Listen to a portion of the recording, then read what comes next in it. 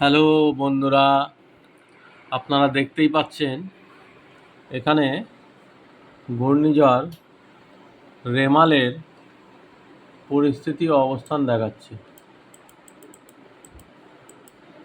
এখন ঘূর্ণিঝড় রেমাল এই জায়গাটায় আছে।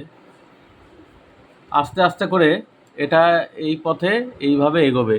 আমরা এখানে প্লে করে দেখছি যে ঘূর্ণিঝড় রেমাল এখন কোন অবস্থায় আছে। এই আপনারা দেখতে পাচ্ছেন যে ২৬ তারিখ ঘূর্ণিঝড় রেমাল আছড়ে পড়তে পড়েছে সুন্দরবন